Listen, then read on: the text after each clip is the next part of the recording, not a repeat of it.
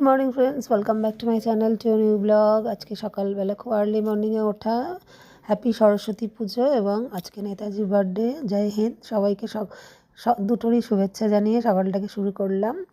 তো বিছানা ছেড়ে পরিষ্কার করে নিয়ে নিজের ঘরের পুজো সেরে এবার কমিটির সকলের মিলে যে সরস্বতী পুজো দিয়েছি সেই সবের কিছু কিছু মুহূর্ত তুলে ধরবো, সারাদিনে যা যা হয়েছে।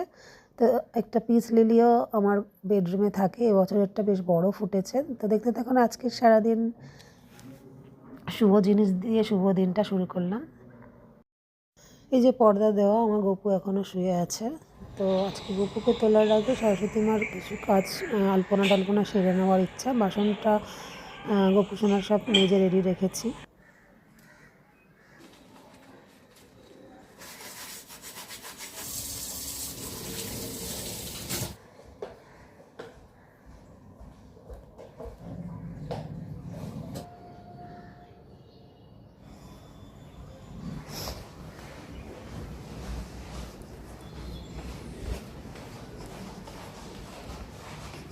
ডাক্তারের কাছে রিপোর্ট দেওয়া হলো না, নাহলে মেশিনে এখন ঠিক করা হয়েছে ওখানে আর্টিস্ট রেড মিলে, তাই না?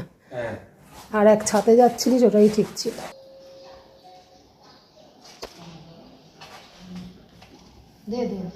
গপু সোনারটা মেজে নিলাম, গরম জল এবার শুধু রেডি করবো। বাথটাব পাতা হয়ে গেছে, এই জায়গাটা মুছেও নিয়েছি। ডোর দুটোতে আলপনা হলো, এবার শুধু এই ঘরটা মুছে নিই।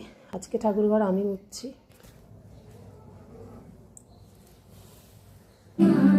একটু নিচে ক্যাপচার করে আসি।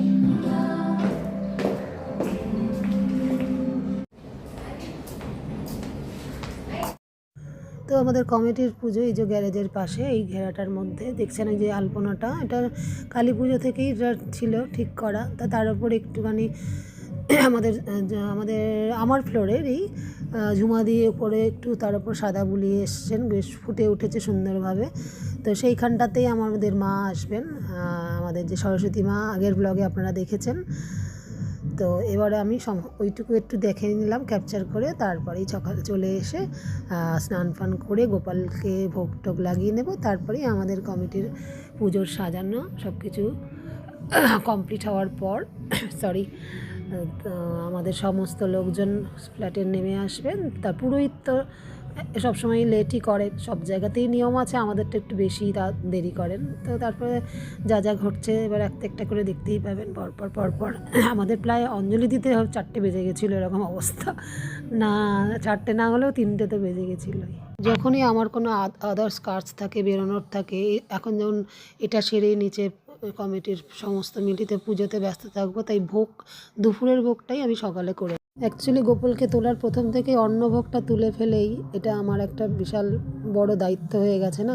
তুললে তো আর ফেলতে পারা যায় না। অনেকেই জিজ্ঞেস করে তাহলে বাইরে গেলে কি করো, তখন চালের জিনিস হিসেবে চিড়েটা আমার মা বুদ্ধি দিয়েছে, কথাটা ঠিকই। একবারই গেছিলাম এই ফ্ল্যাট থেকে, সেরকম বিশেষ বেড়ানো হয়নি। ওই একবার যখন সুন্দরবন যাই ওই চিড়ে নিয়ে গেছিলাম। তো ওই কথাটা হচ্ছে ওই চালের জিনিস, তো ভোগটা বানানোটা ওই জন্য রেডি করে রেখেছিলাম।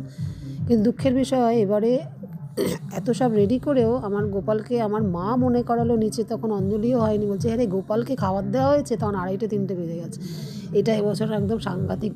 হয়তো গোপাল মনে করালো তুই আমাকে নিয়ে যেভাবে ইনভলভ হয়ে গেছিস আর সব ব্যাপারে বেশি পারবি না, যা দেখতে পাচ্ছি। তবুও ওই চেষ্টা করব টুকটাক ব্যাপারে থাকার, বিশেষত ঠাকুরের ব্যাপারে যখন যেরকম তখন তেমন হতেই হবে, কিছু করার নেই। তো এবার চলে যাই, মা আর ছেলে মিলে সরস্বতী ঠাকুরের ফটাফট পুজোটা দিয়ে নিচে চলে যাওয়ার প্রস্তুতি করতে। লাভ নেই, এখন এবার ছেলে স্নান করে নিয়েছে, আমি স্নানটা করি, শাড়িটা পরে মহিলা পুরোহিত অ্যাজ ইউজুয়াল যেরকম সারা জীবন করেছি, পুরোহিত না পেলে কি আর পেলেও অন্যান্য পুজো না পেলেও কি, সরস্বতী পুজোয় খুব একটা ছোটোবেলায় ছেলে ছোটো ছাড়া আমরা ডাকতাম না, নিজেই করে নিতাম। দিদাকেও বলতো বাবু স্নান করে নিতে।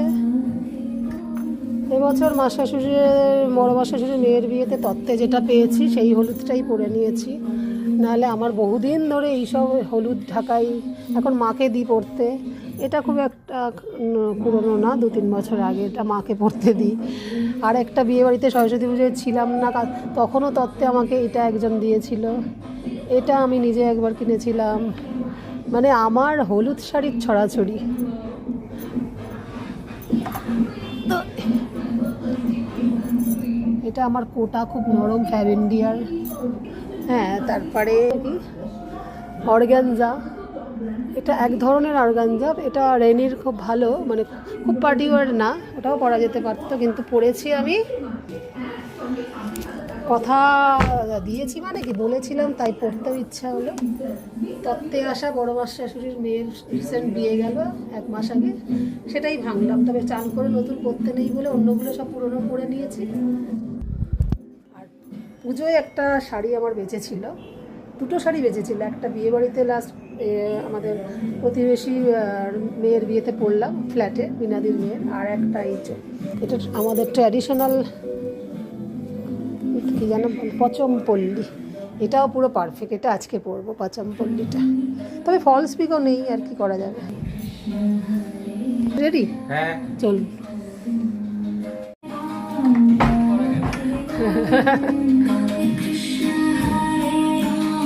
রাধে গো,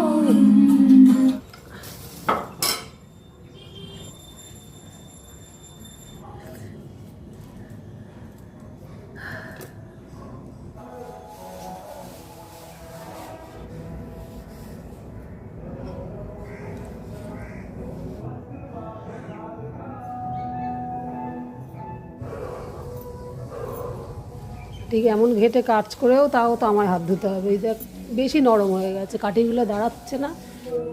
আমার খুব অভ্যেস। তো সেই ছোটোবেলার মঠ, সেটা আগে ঢাল ফলটা।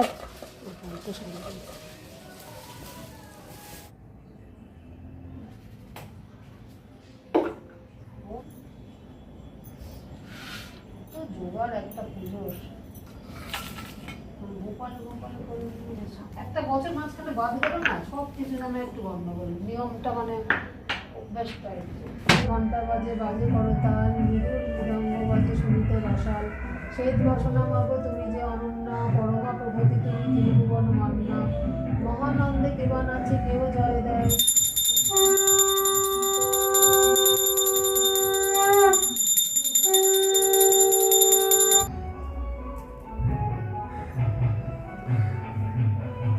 আগুন লাগাস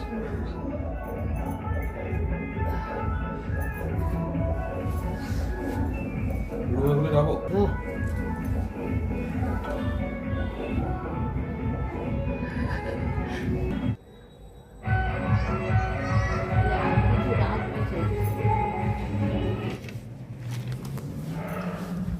তো এরপরে একটু ধোসা ইডলি অর্ডার দেওয়া হয়েছিল নিরামিষে, ওটা খেয়েই তারপর নিচে কমেডির পুজোতেও অঞ্জলি দিতে শাড়ি পাল্টে যাব। আর ছেলে ওই পাঞ্জাবিটাই গঙ্গা জল ছিঁড়ে দেবো। তো কিছু করার নেই, কারণ আমার এই এত ডুপ্লেক্স ফ্ল্যাট হওয়ার পরই রান্নার মেয়ে না হলে একেবারেই হয় না। 4 বেলা গোপাল সেবা, অন্নভোগ তুলে সব মিলিয়ে প্রচুর কাজ থাকে। একটা বড় সংসার হলে যা হয়ে যায়। আপেলটা কোথায় গেল? এক্ষেত্রে সংসার বড় হয়ে যাওয়ার ব্যাপার না, প্লেসটা অনেক বড় হয়ে গেছে। 2 কামরার ফ্ল্যাট থেকে এখন মানে 4,500 স্কোয়ার ফিট।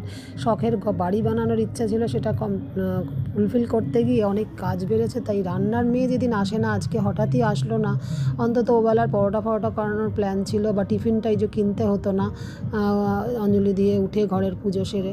তো এইরকমই আমার জীবনে হয়, হঠাৎ কী যে হয়ে যাবে, কখন কে আসবে না বোঝা যাবে না। তো আবার আজকে একটা নতুন মেয়ে রাখা হয়েছিল কয়েকদিনের জন্য, তাকেও আবার মানে কি বলবো, পুজোর দিনে সে তাকে আবার নিজেই বলেছে ছেড়ে দেবে, আবার সকালবেলা তাকে মাইনে ক্লিয়ার করে তাকে ছাড়া হলো। আর যদি লাগে শাক লাগে তো অবশ্যই, সব নিশ্চয়ই জোগাড় করা আছে, কিন্তু আমার শাকটাই দেখলাম বিল্ডিংয়ে ভালো বাজছে। চাবি নিয়েছিস? না একটু কাজ দেখা। ও বাবুকে বলছি এবার এলে একটু কাজ কর, চেয়ার ফেয়ার নিয়ে বস। দেখো যে শাক নিয়ে সবার প্রবলেম হয়, আমি শাক নিয়ে এসেছি পছন্দের, তুমি বাজাও। না এই শাকটা ইজি, সবাই পারে।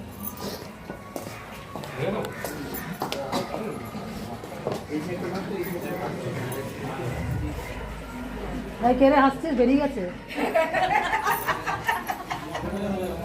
দেখেছো মা কেমন করছে, আমি যে কত কি সেরে এলাম।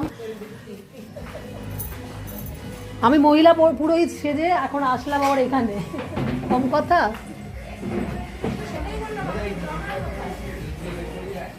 আলপনা তুলতে এসছিলাম, তারপরে দেখি ছবি তুলছে এখন আমার, সবাই মিলে ছবি তুলেছি। আর একটা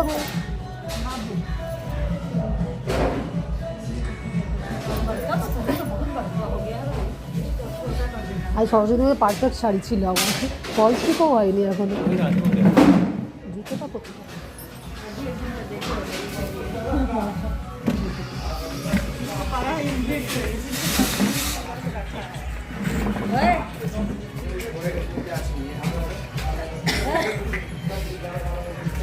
তুই আবার কোথায় চললি? চাবি নিয়ে আসিস, উনি তো এখন পূজায় বসেছেন অবেলায়। হ্যাঁ গেটের চাবি বলেছি। গোপাল ব্লগে থাকতে খুব ভালোবাসে, মানে কি বলতো, কাজ করছি, কত কাজ করছি দেখো। দেখাচ্ছিস কি রে? বাবা কি আনছে রে ভাই ওটা? না না, ওটা একটু বেশি করে দেখায়। ও তুই কি কাজ করলি? বিয়ে বাড়িতে আমি ধরেছিলাম একবার, চল তুই এ দে সবাইকে ভোগ দে। বিয়ে বাড়িতে বলছে মা ভোগ কি দেবো, তারপরে খাবার দিল, মনে নেই মা? টুসে মুনের বিয়েতে না, সত্যি তো সরস্বতী না, হলুদ পড়েনি তো, হলুদ না পড়লে সরস্বতী হবে না।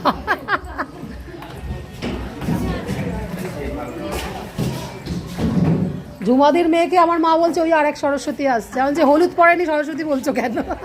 কিন্তু কাছাকাছি তো পড়েছে।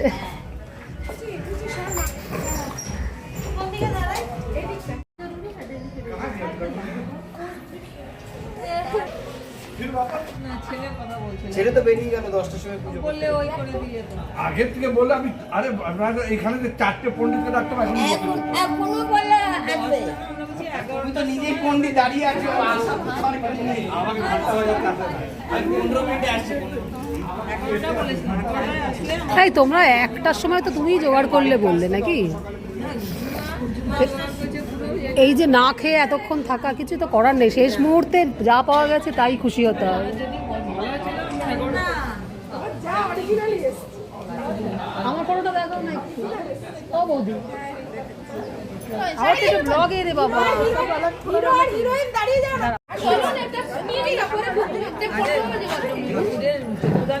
তুই আবার কোথায়? হ্যাঁ চল, হ্যাঁ মায়ের চক্ষু দান হলে সে তো চোখে দেখবে যে আমরা ছবি তুলছি না। আমরা এখন সবাই গ্রুপে ছবি তোলায় ব্যস্ত, কেউ তুলছে কেউ বসে আছে। দাঁড়াও দাঁড়াও, কেউ ছেলেরা ওদিকে। আমাদের ফ্ল্যাটের পুজোর সবই জোগাড় মোটামুটি সব করে ফেলেছে মহিলা বৃন্দরা, ঝুমাদি ফুমাদিরা। আমি একটু এই প্রদীপগুলো চালাই।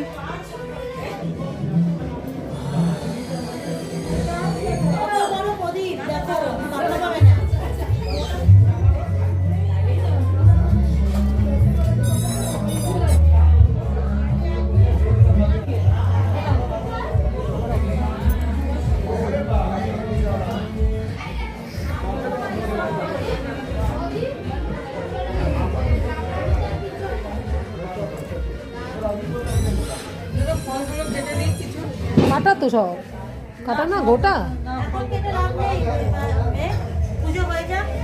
চালে না। ড্যাম বলে না না, আগের বারে কিরম হয়ে বসলো? কালী পুজোর সময় উনিই তো এসছে। আচ্ছা আচ্ছা আচ্ছা, হ্যাঁ আর হ্যাঁ হ্যাঁ বাস বাস ঠিক আছে। আর যদি ধরো অঞ্জলির সময় সেরকম হয় বা এটাতেই যদি হয়ে যায়, আমার বড় কার্পেট এনে লাভ নেই। এই প্লাস্টিক জাতীয় মাটিতে ঠিকঠাকই আছে। না না, বক্স চালাতে হবে তবে না চ্যাম্পিয়ন, বক্স চালাতে হবে। তুমি নাচার ব্যাপারে চ্যাম্পিয়ন বলো। গোপালের এইটা, ও ওরটা সাইকেল নিয়ে, আমি বললো এইটাকে যে বসি।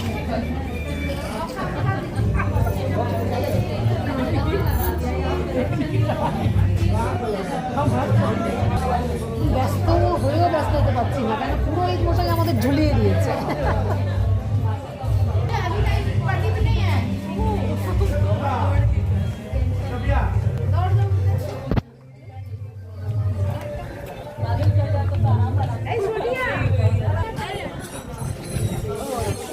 ওই হয়েছে আমি আসছি আর মেঘটা পক্কা আছে ঝুমাকে বললাম মাকে ফোন করে আমাদের মাথা না ধুয়ে যাও আর 1:30-2 বেজে গেলে ফিরে পায়, এখনো পৌঁছেই শুরু হলো না। পুজো কপালে কি কেন আমাকে তো কাজই খুঁজে পাচ্ছিলাম। এই কত কাজ করে মহিলা পুরোহিত এলাম, কর্পূর দিয়ে দেবে শুধু।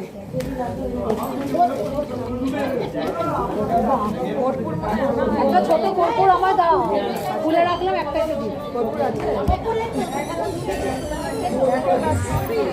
দেখ, এবার তোকে আসছে। এ শাক বাজাও, শাক বাজাও, শাক বাজাও, শাক দাও, শাক দাও। 1টার সময় আগমন হলো। হাসছেন সবাই, না খেয়ে আছে বাচ্চারা, আমরা বাচ্চারা সব না খেয়ে আছি।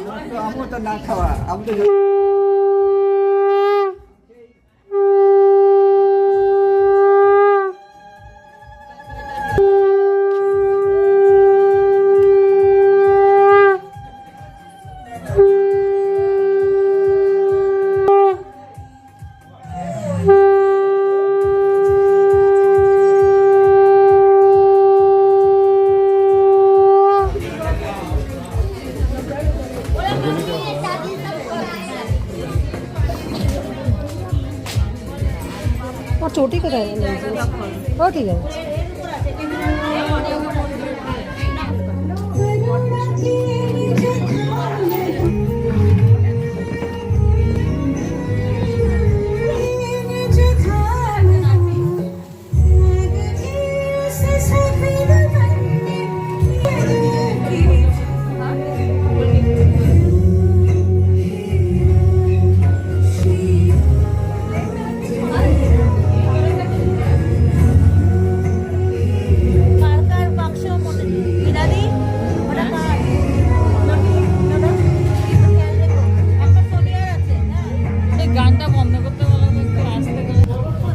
আসবে তো আরো তেল দেবে, মায়ে লাগবে না আমাদের এখন অঞ্জলি হবে।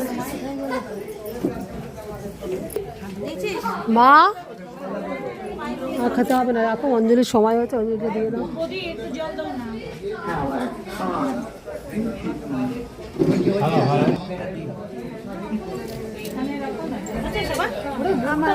অঞ্জলি দিবি মোবাইল পরম পদ সদা পশ্যন্তি সূরয় সকলের দাবি চামড় হবে, চামড়। হ্যাঁ, মাথায় ছোঁয়াবে।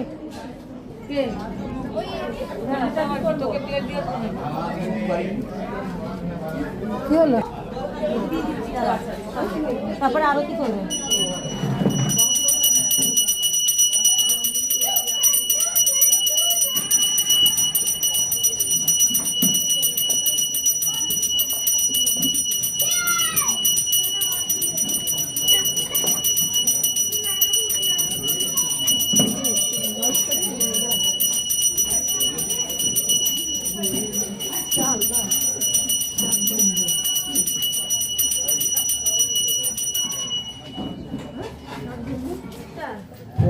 ছোট করে দিই।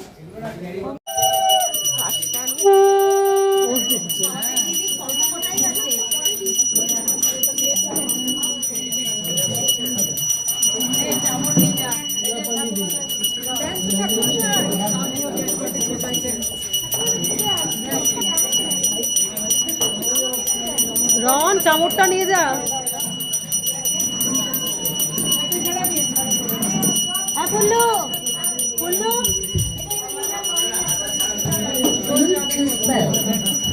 তাড়াতাড়ি তাড়াতাড়ি, এবার প্রদীপ না যে নিভে যাবে সেটা না।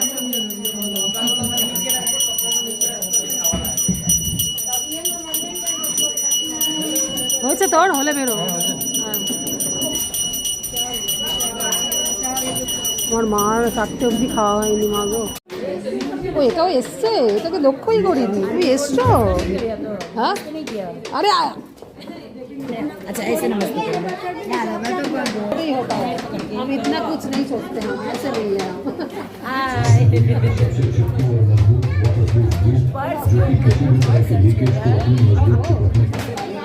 তো চামরের পর্ব দিয়ে আমাদের পুজো সুন্দরভাবে কমপ্লিট হলো। একটু বেলা সত্যি হয়ে গেছিলো, আর আমার ভীষণ গ্যাসের প্রবলেম হয় বলে খেতে আগে বসে গেছিলাম।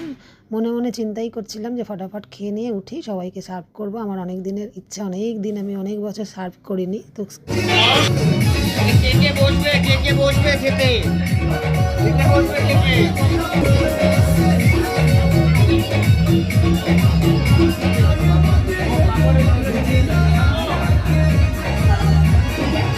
ঠিক আছে।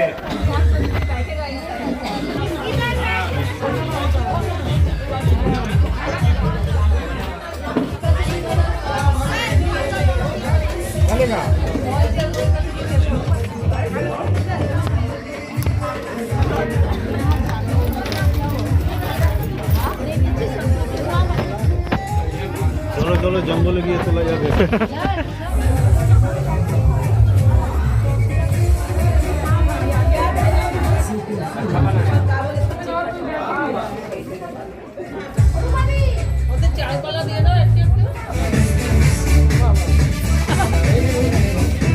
ওরে বাবা, আমার চ্যানেল আলাদা, চ্যানেল আলাদা, আমি তো চ্যানেলে ছাড়ি।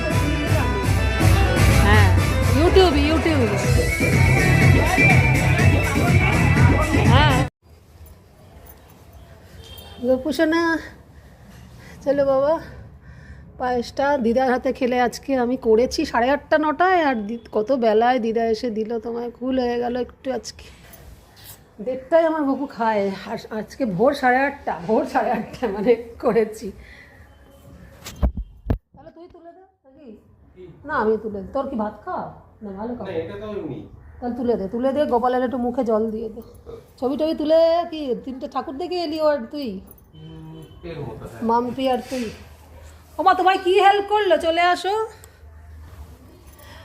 আমি যা এটুকু ভেজে নিয়ে গেছি সেটুকুতেই ওদের হয়ে গেছে, আরও আসছে, আর ভাজতে হবে না, চলে আস। দিদাও আমার দেখে শুনে বলে দাঁড়া তাহলে তুই যা, যতটা হয়েছে আমি ভেজে দিচ্ছি। দিদারও কত বেলায় খেয়ে শরীরটা ভালো না, মানে অবেলায় খেলে যা।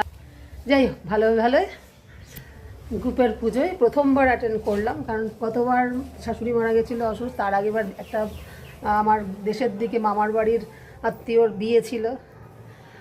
যেটাই হোক, সব ভালোই। আমি লাস্টবার হোক, এটা যদি 3 নম্বরই লাস্ট হয়, নাহলে তো চলতেই থাকবে। তো আজ সরস্বতী পুজোটা আপাতত বিকেল সন্ধ্যা অবধি এই কাটছে। আমরা এখন ফুসফুস নাচে খুশখুশ করে নাচবো। এই যে আমাদের বৌদি বক্স নিয়ে রেডি রয়েছে।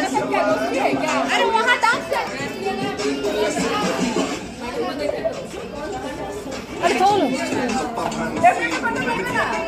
হ্যাঁ, কটা স্টেপ শিখিয়ে দাও, ওরা সব চলে আসবে।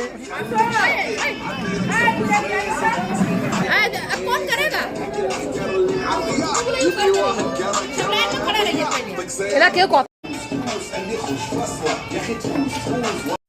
তো ইউটিউবের এই যে ক্রাইটেরিয়া অনুযায়ী আমার কোনো গানই কপিরাইট ক্লেম হয়ে যাওয়ার জন্য 15 দিনই কোনো গান বেশিক্ষণ শোনানো যায় না।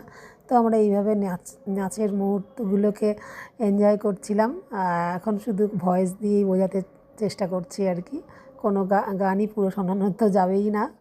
তো এইভাবে আজকের সন্ধ্যের অবধি পুরো সরস্বতী পুজো আমাদের বিল্ডিংয়ের সকলকে নিয়ে যেভাবে কাটলো, পুরোটা শেষ অবধি আশা করি দেখাতে পেরেছি সুন্দরভাবে। এরপরে গিয়ে আমার আবার নিজের সরস্বতী মার সন্ধে দেওয়া টেওয়া সব কিছু ব্লগ দেখানোর আরও ইচ্ছা ছিল, ক্যাপচারও হয়েছিল, কিন্তু ভিডিওটা এখানেই অনেক বেশি হয়ে গেছে, 24 মিনিট। তো দেখা হচ্ছে নেক্সট দিন দধিকর্মা পর্ব দিয়ে আরেকটা ব্লগ। এখন এখানেই সরস্বতী পুজো ব্লগ শেষ করছি। Tata, good night.